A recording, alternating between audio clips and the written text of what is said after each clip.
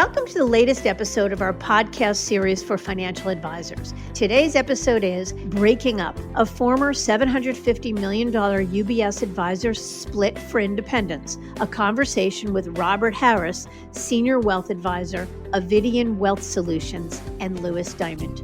I'm Mindy Diamond, and this is Mindy Diamond on Independence.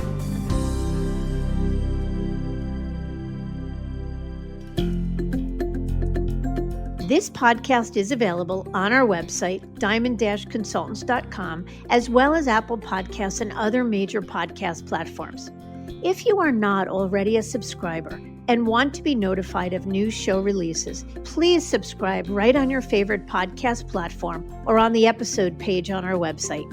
For Apple Podcast users, I'd be grateful if you'd give the show a review. Your input helps us to make the series better and alerts others like you who may find the content to be relevant. And while you're at it, if you know others who are considering change or are simply looking to learn more about the industry landscape, please feel free to share this episode or the series widely. Many top teams are built on synergistic dynamics, where one advisor's talents are complemented by another's, and a partnership can provide the perfect shared expertise, resulting in better service for clients and greater success for the business overall. But like any relationship, there often comes a point where partners may find themselves on different pages, and it's particularly common when considering the future of the business. That is, one may feel that the firm no longer serves them and it's time to consider other options, while the other is content with no desire for change. It's at that point where some reach an impasse, one that can only be resolved by breaking up the team to go their separate ways. It's a scenario Robert Harris found himself in with his partner. Having built a strong business at UBS over more than 2 decades, Robert started questioning the status quo, wondering what value they were getting from the firm, particularly for decisions UBS was making that he didn't always agree with. Plus, having gone through the Alpha program with another partner, Robert didn't want to get locked into the firm yet again, and he was really intrigued by independence. But his partner just didn't share those feelings. After an intensive due diligence process and a lot of introspection, Robert made the difficult decision of breaking up the team to pursue what he felt was best for his high net worth clients and the business overall. So in September of 2019, he joined Avidian Wealth Solutions, formerly STA Wealth. Robert candidly shares his story with Louis, one that talks about the value and potential challenges of partnerships, how retire-in-place programs such as UBS's Alpha impacted his decision to leave the firm, what it's like to break up a team and how he's resolved that, both emotionally and financially, why he felt UBS was going in the wrong direction for his clients, and ultimately, why he was so drawn to independence, plus much more. So let's get to it.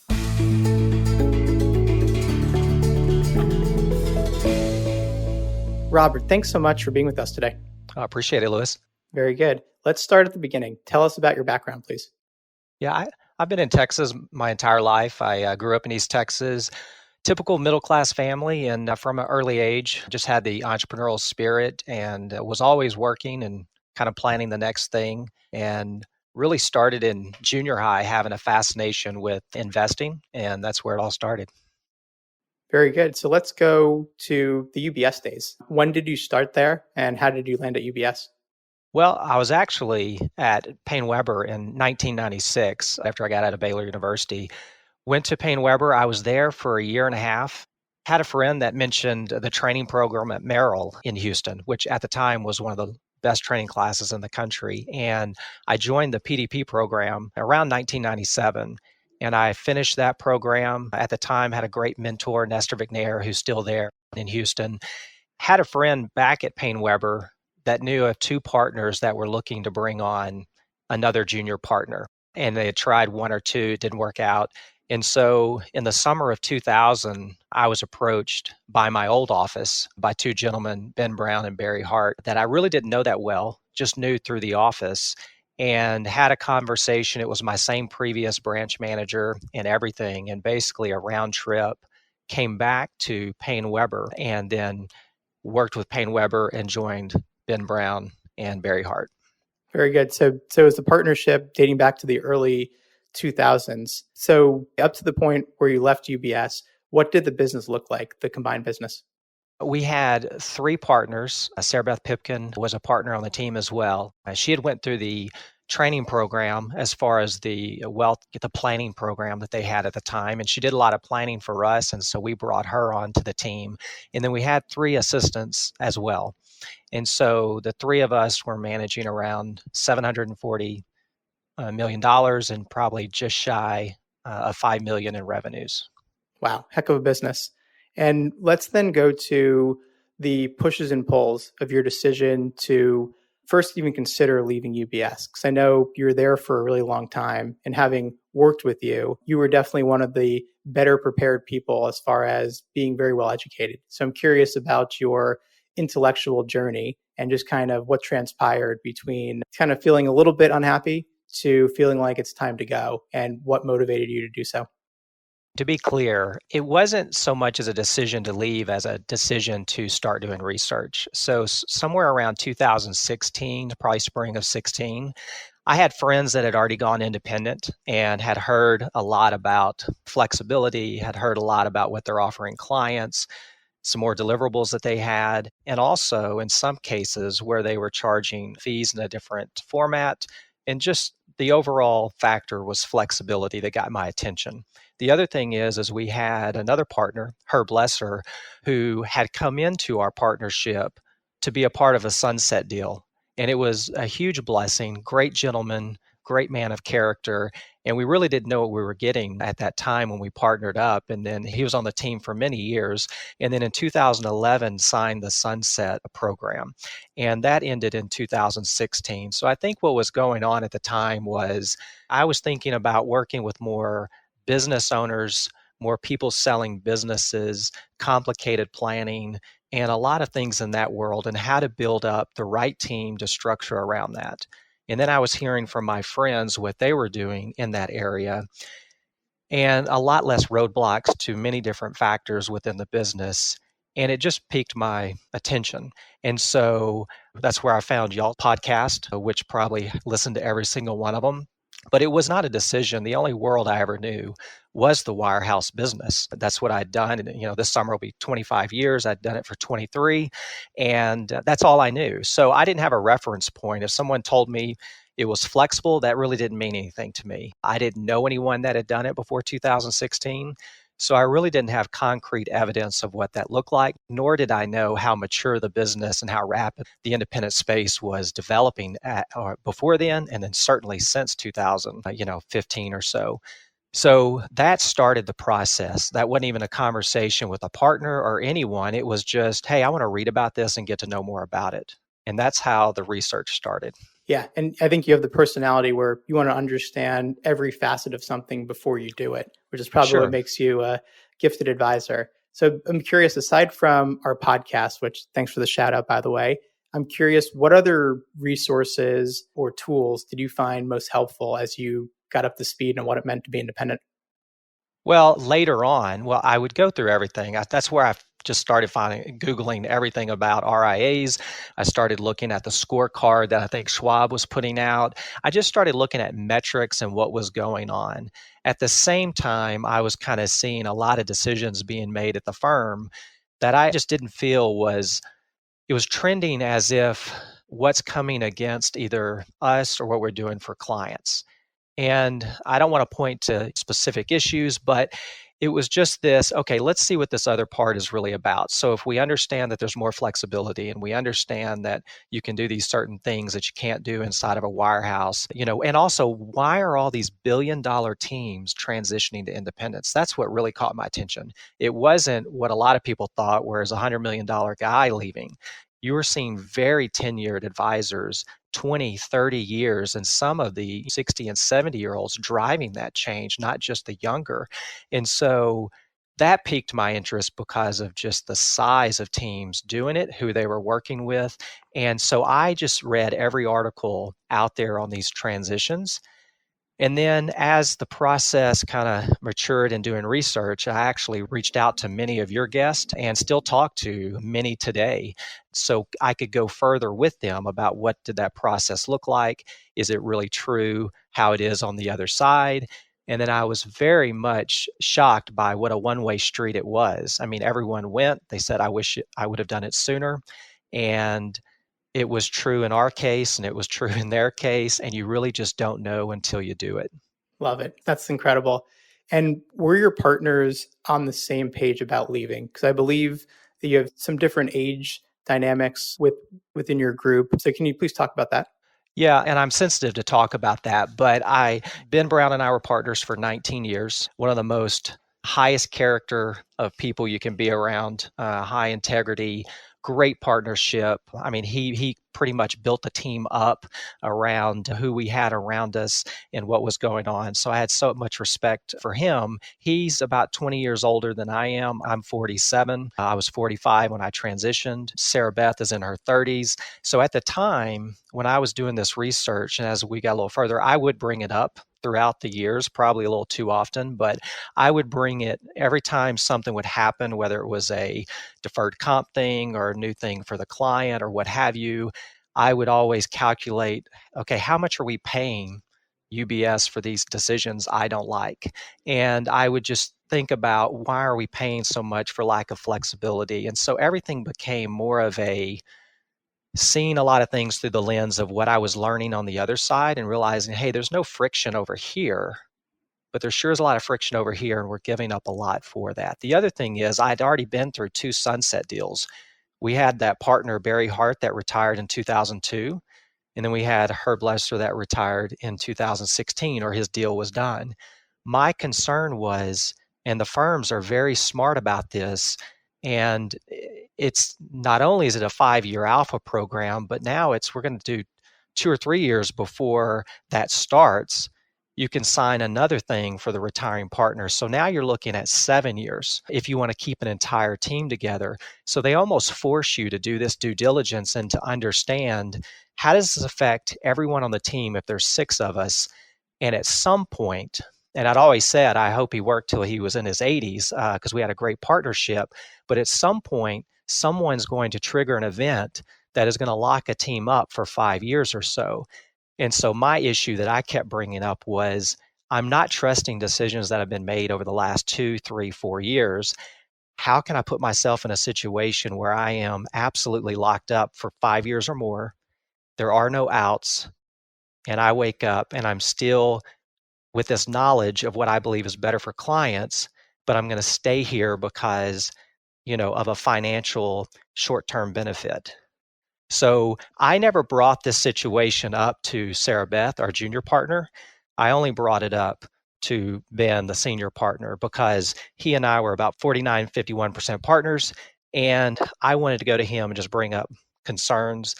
Let's get educated on the overall market before anyone makes a decision. Let's make sure that we have all the knowledge out there, because here's what I'm hearing on my side. And I think it'd be really good for our team. But I also have to be, acknowledge that we may have different visions.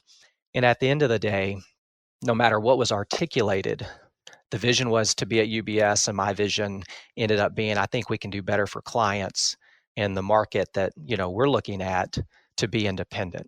So unfortunately, in the end, we had to separate that team, but it was hard to do. But once you can't unlearn what you feel is right. Yeah, I mean, that's an incredibly instructive story or parable, I think, for what many advisors on teams feel. What we're seeing now is that it's the next generation, the younger advisors, if you will, that kind of have that itch to either go independent or at a minimum not be locked up for 5, 6, 7, even sometimes up to 9 years. For the retiring partner, the decision to be locked up matters. And if they're not comfortable with the direction of the firm, then they won't stay. But it's easier to kind of bite the bullet for the last couple of years rather than having 20 plus years of runway. And in your case, seeing what was possible on the other side. So it's, I think, something that many teams go through, kind of this multi-generational split. And you mentioned too that you were 49, 51% partners of course, financially. I'm sure your wife probably threw a fit when you came to her with this decision, that you could have just bided your time, locked up for 5, 6, 7 years, kept the partnership together, and then been heir apparent to by that point, probably $800 million plus business, and then could have transitioned. So you had to really have wanted to be independent in order to cause that fracture and give up that much. Well, I do say, I mean, I've heard it on your podcast 1,000 times where if it's only about the money, you're doing it for the wrong reasons. And I never once thought about another wirehouse or another contractual obligation. My thought was, I will never move for money. And I don't mind. I mean, if people get paid and they transition, that's great. But when I made my phone call to the relationships that I managed, and I could tell them why I did this, and I had a list of what were my desires for clients and what was my desires for the team. And I would show people that in a meeting. But believe, we were going into coronavirus when all that happened. So most of it wasn't even face to face. But at the end of the day, when you say that you left, a 7-figure number on the table and that in income, and you walk away and have 0 clients, 0 equity, 0 anything, it should speak volumes to what you believe is right for the client. And I'm not saying that's the direction everyone should go. I mean, I have a child in a special needs school and another one that has to go to a private school. And we had issues where I was taking care of my father as far as assisted living goes and lost him during my transition. And so we had so much going that this needed to be right, that there was no safety net whatsoever. And so for me, the passion was there, the knowledge that this was right in my core was there, and it just didn't matter. I viewed it as a down payment on the next 25 years. Well said.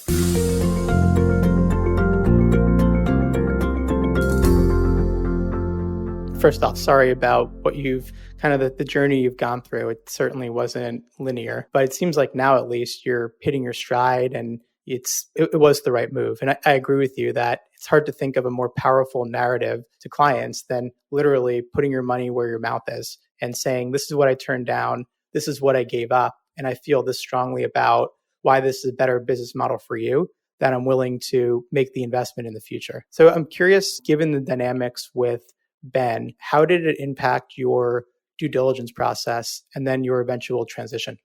Well, it certainly impacts, but my thing was I just knew if I gathered the data that you might be able to sit down and share data, and that way everybody's on the same page with that. I knew that this was not something that probably was going to happen as an entire team. So it's also another thing that I was very prayerful about for 3 years. I was very patient. I was very transparent. It was not something that I wanted to do and say, oh, we need a do-over here. I also knew that we were affecting. Our lead assistant was going to stay. I mean, I could not bring the head assistant with me and also Sarah Beth and Mercy and disrupt all the families that I knew would be staying behind with Ben. And so when we showed up on that Friday, and I didn't know Sarah Beth was even coming till just literally a couple of months before, probably, at the earliest. And Mercy, we didn't even know till after we had transitioned.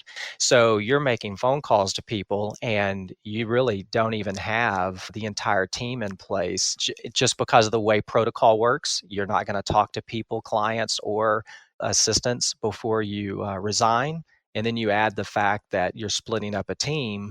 So the due diligence was there to share information of whatever, they wanted to learn and take from.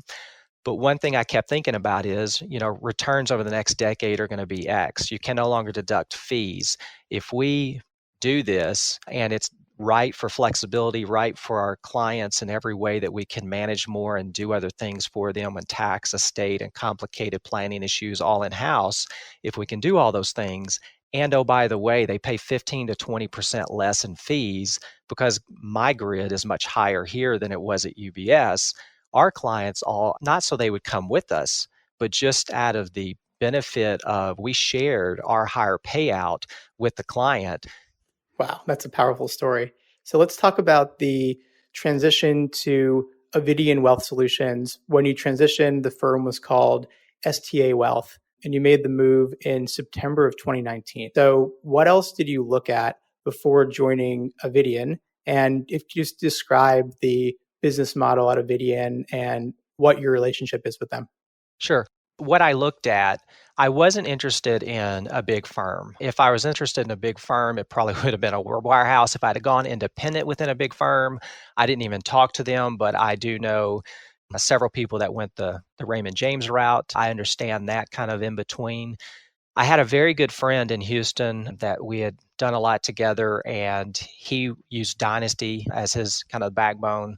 And wonderful man, and he really was a good mentor through this transition process. We came very close to teaming up together, but in the end, we looked at each other and said, if I don't know if Sarah Beth is coming, and I don't know for sure what assistant's coming, I need to make sure I have a team around me, because if I walk out the door and it's me by myself and I was willing to do it, then I need to make sure I'm surrounded by a great team so that my clients do not get any less of service or attention than what they had previously.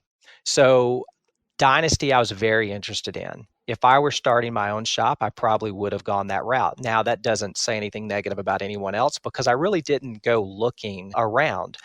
I had a friend that our sons went to the same school, played sports together, and and Cy Catan, and he was at Avidian, and he and his partner had been together 14 years, and they do very in-depth planning for very high net worth families, mainly business owners, entrepreneurs going through life-changing events.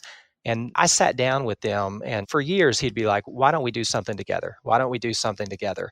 And I was like, I'm being patient. I want to see what happens here. I want to see what the team's thinking before I do anything.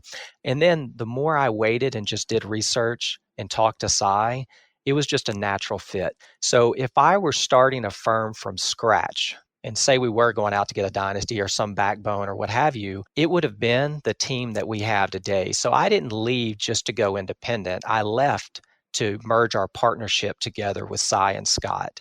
So we have a team of 12 total, 6 assistants, and we have 6 advisors. Now, 4 partners on the team, and that's me and Sarah Beth and Cy and Scott Bishop. Between all of those, we have 5 CFPs and 2 CPAs. So it's just a very credentialed, deep team. But when you ask about Avidian, so it was STA Wealth. There was no change of control. It was just a evolution of the name along with the business that was started in 2003. It's approximately $3 billion of size. Our team individually manages $925 million of that. And when we look at the firm, basically it's highly collaborative. So even though there's upwards of close to 20 advisors, every one of these advisors at any point, if they have someone on another team that specializes in a certain issue, they can come up with their own agreements to work together with and to go through situations with in a fee-sharing way. But we also have 2 JDs in-house. We have 3 CFAs in-house, 1 PhD. So there is an investment group. There's the planning group. It's basically a family office atmosphere for our clients. And so again, our team is focused mainly on the business owners, the entrepreneurs going through life-changing events and guiding them through that. But Avidian is a very collaborative independent firm, individual employee owned, no outside influence whatsoever, 3 locations in Houston, but all in Texas, obviously. But again, I wanted small, I wanted lack of headwinds to do business. I wanted centralized compliance. And more than anything, I wanted a highly credentialed team to handle all these situations for families. Yeah, sounds like you find the ideal match. And did you grapple at all, or were you concerned about having seemingly less control in joining a firm versus and even having your own brand? Like, would that kind of come on your radar screen, or were you able to get over that because of these other gains? Well, I'll tell you, I was able to get over it because I knew friends that were at the weekly Bible study with the guys at Avidian. I knew the leadership after meeting them. I knew it's a small enough firm that the culture very quickly. And if Cy and Scott are here and they are happy, knowing that where they stand as far as what they're looking for in deliverables and culture, I knew once I met the leadership here that this was the right fit. Again, I was not at the point.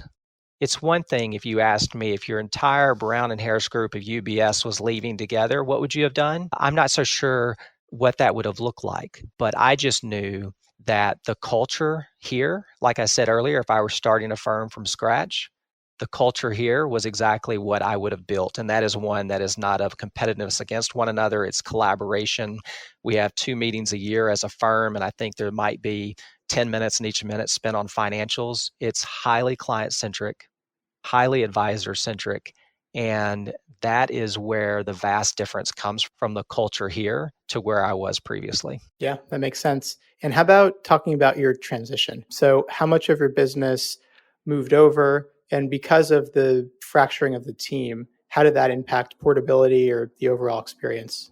Well, I mean, there's no question that the risk were increased in our situation. Pen to paper, I would say there's probably less than 10 families that have not come over that we desired, that we wanted to come over. They fit the business model, that we wanted to be a part of our team.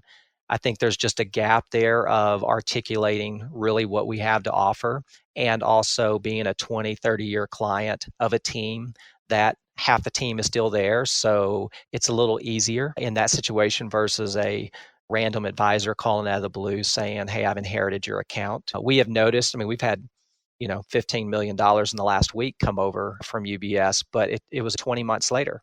So what I will say is it's probably around 70% of the assets, but we're right now, given the fracture, given everything that we've done, we're at 90% of where we were on our share of revenues. So I know a lot of people come on and they're like, "Hey, we're 120%, or we've done this, or we've done that."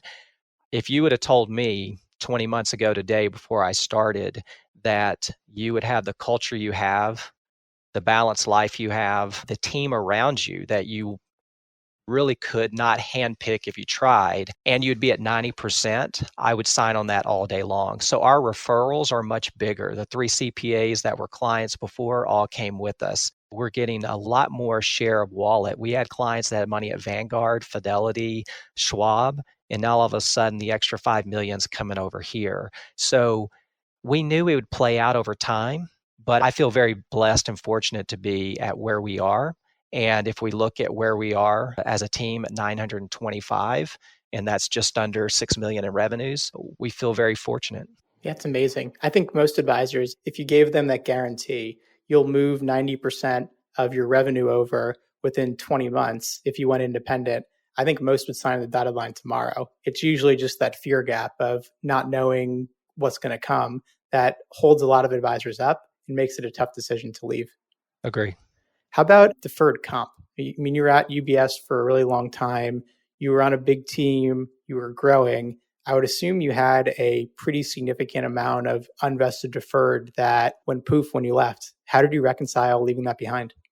Well, it's a tough pill to swallow, but it was a short term. I knew going forward that if it was 5 or 7 years later and I was still facing the same things that I was facing, knowing what I could be offering clients and growing faster, I wouldn't, 10 years from now, I won't miss that money. Did I miss that money in the last 20 months? Sure. That doesn't feel good. It also doesn't feel good to wire back the amount of money you have to wire back within 48 hours of leaving. But that's why if you want flexibility and you want choices, you better be smart with the money that you've been given that is not really yours. Yeah, that's really good advice. So let's now pivot to being independent. You selected Fidelity Institutional as your RIA custodian. So if you can talk a little bit about the relationship with them and how you landed on them, and then what are some of the improvements or changes you've seen in technology and platform and overall service? Okay. Well, first I'll say that we have dual custodians, so we can use Schwab or Fidelity. And that's helpful for just a couple of situations, but we have clients at both. And I love being able to do that because we have a lot of people that have 401ks or they have business plans or what have you at Fidelity, and they sign a piece of paper and it's over here the next day.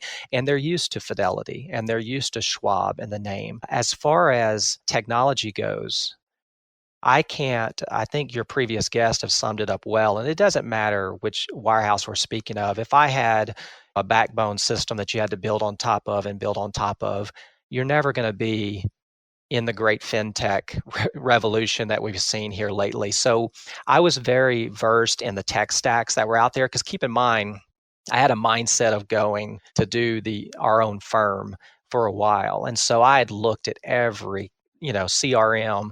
I'd looked at all the demos and looked at everything.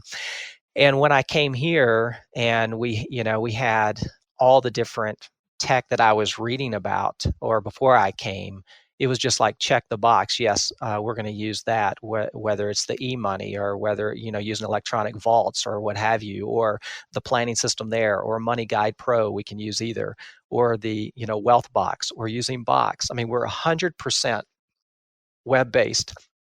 And in 20 months, I have not had 1 minute of downtime in 20 months. And when you tell that to a wirehouse advisor, I had the cell phone number of the head of technology at UBS, and they were great people. And everyone that I dealt with and encountered at UBS, I thought were great people.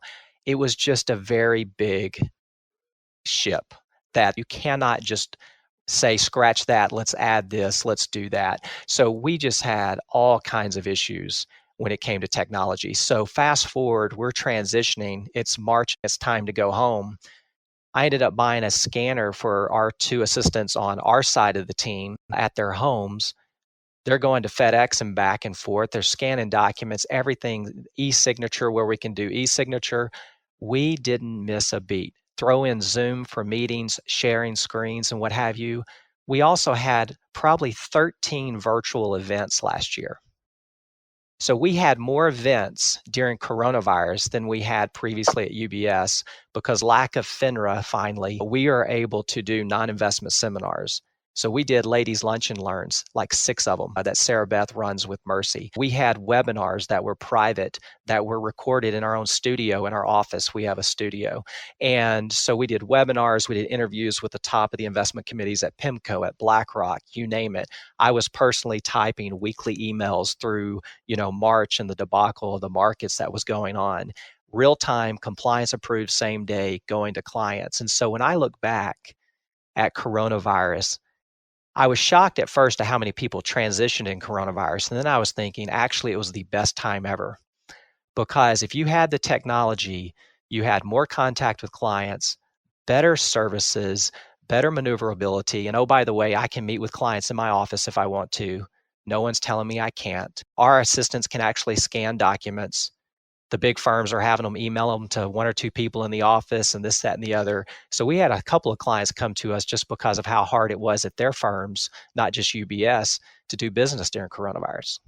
That's incredible. And you hit on a couple of, I think, major items that a lot of advisors would love to do, which is to market themselves freely, to get content out in real time. And we saw it especially in the height of the pandemic, where if you weren't out in front of your clients within a couple of hours, the information was stale. And clients wanted to hear from advisors ASAP and not have to wait a couple of days for a canned email to go out. That's right. So thank you for sharing that. Is there anything aside from maybe the partnership with Ben that you miss from UBS, either from a client service standpoint or just a lifestyle? Outside of the great, and I mean this, people that I worked with for so many years in that office and just kind of seeing everyone, I can tell you that there's not a single thing that I miss as far as an offering goes. If I look at what we do, we have 2 assistants that all they do is private equity deals. So Cy handles most of our private equity on our team. But we're able to bring deals to clients that everyone in Houston and Texas and Oklahoma and our surrounding knows exactly who these people are and players are.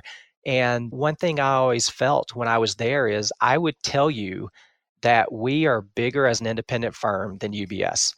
And people would roll their eyes and be like, what are you talking about? And I'm like, well, here I am on an island with a client, only being paid by my client.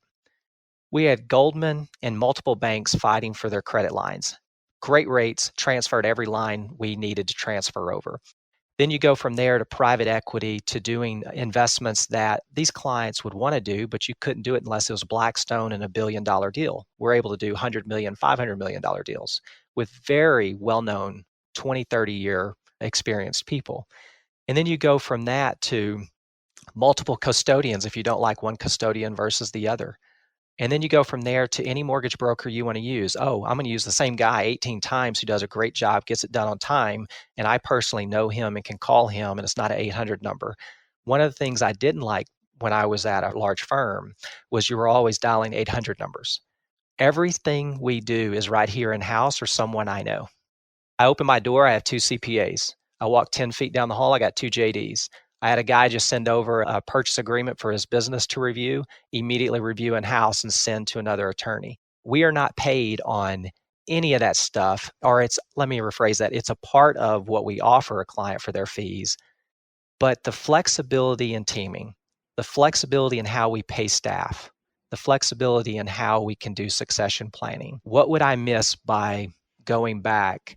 Because you really don't understand until you sit on this side of the desk the restrictions that you're paying over half your money for.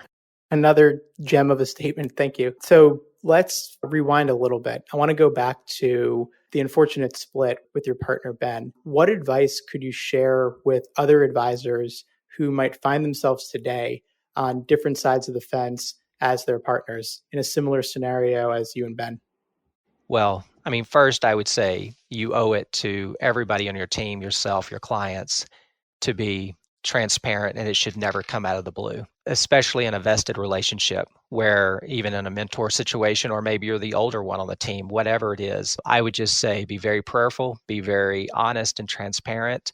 Then at the end of the day, if you've done everything you can do and you've laid out data, you just have to understand that just by you talking more doesn't mean someone's going to change their mind. And just like someone from UBS could tell me over and over why I should come back, it doesn't make me a bad person that I don't agree, and it doesn't make someone a bad person if they have a different vision. It's just an unfortunate circumstance. But you have to be willing to say, are you willing to do this? And if you're honest and transparent and you can look back with no regrets, I think that's the big thing. So keep your integrity, keep your character through the whole situation, do it by the book, whether protocol or not. And so you just need to have that honesty and integrity together to trust one another. But when you've done everything you can do and you know one decision is right for you, but more importantly, you can look your client in the eye and say, this is why it's best, then you have to do what's best for you and the clients in that moment.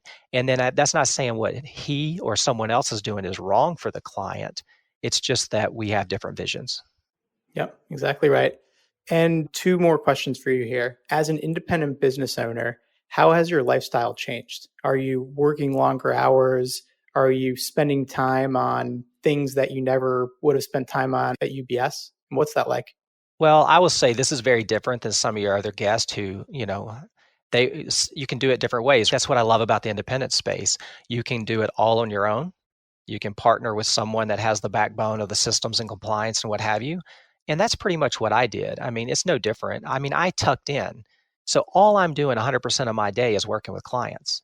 I'm not doing a single thing about the business. Even though I'm in the independent world, I'm under the complete backbone of Avidian. And that's why they get the revenues they get from our team. But at the end of the day, I chose to do that for me because if anything, I was spending 20% of my time, and our assistants were spending even more than that on dealing with all kinds of stuff. So I would tell you that if you went and asked your assistants at these wirehouses, what are they most frustrated with? What's going on? It's like they're running their own business out there, dealing with all the compliance and all the jumping through hoops to get simple, common sense things done. And I would tell you it's easier to be independent on many factors. And as far as work-life balance goes, you have to realize, I don't think, maybe you remember this, but Sarah Beth was having her 3rd child and was several months, 2.5 months of 5 months of maternity leave when we did this transition. And it just happened because it was a window when we were going to do it. And so I told her that we're going to work till 7 on first Friday. We're going to work till 5 on Saturday. We will never work on Sunday, a day in our business like we never have before. And we will not work past 5 o'clock at any point during this transition. Now, is your mind working? Yes. Are you writing more notes at home? Are you figuring out who you need to talk to, what needs to happen? Yes. But I tell you that through all that we went through, coronavirus, all that we went through, everything that we did, you can still do it, raise 2 kids, have a wonderful wife, have all your activities, not miss a practice if you just focus and really hone in on what you're doing and plan and then show up at work and do it. So we didn't miss anything. It is stressful, but if you're leaving as an entire team, I would ask, what are you waiting for if you feel that this is right for your team and your clients? Because if it's this wonderful, even after a breakup, I can't imagine what it's like bringing 90% of your clients and growing like you would grow independent if your entire team came.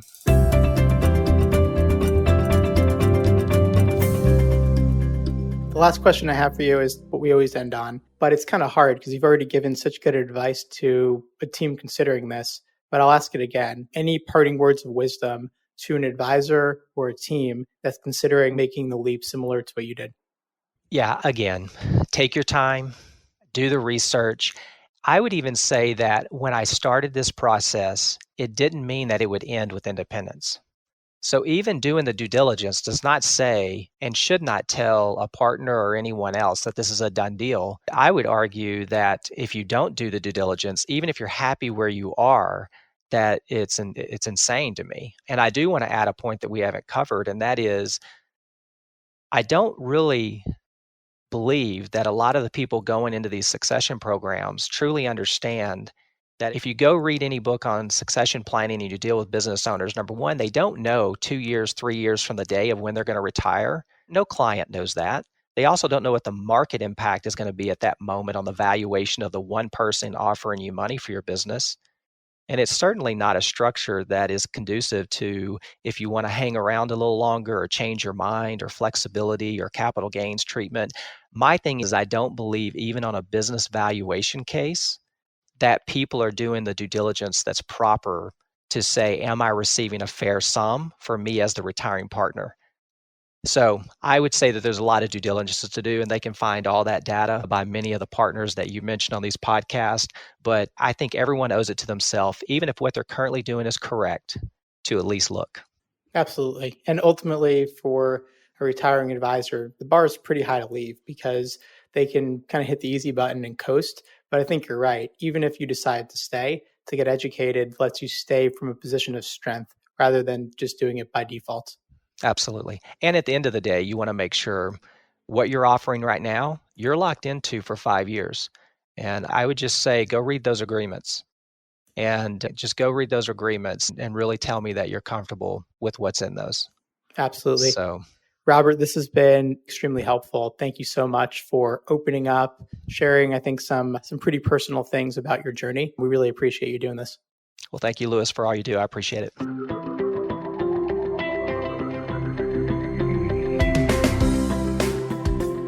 It's certainly not easy to break up a partnership, particularly when strong feelings have developed over years of building a successful business together. But when the partners have different visions for the firm, it can be difficult to find a single path that will satisfy both. But as Robert candidly shared, it ultimately comes down to being honest with yourself and doing what's best for the clients overall. I thank you for listening, and I encourage you to visit our website, diamond-consultants.com, and click on the Tools and Resources link for valuable content. You'll also find a link to subscribe for regular updates to the series. And if you're not a recipient of our weekly email, Perspectives for Advisors, click on the articles link to browse recent topics. These written pieces are an ideal way to stay informed about what's going on in the wealth management space without expending the energy that full-on exploration requires. Feel free to email or call me if you have specific questions. I can be reached by cell at 973-476-8578 or by email at mdiamond@diamond-consultants.com. Please note that all requests are handled with complete discretion and confidentiality. And again, if you enjoyed this episode, feel free to share it with a colleague who might benefit from its content. And if you're listening on the Apple Podcasts app, I'd be grateful if you gave it a star rating and a review. That will let others know it's a show worth their time to listen to. This is Mindy Diamond on Independence.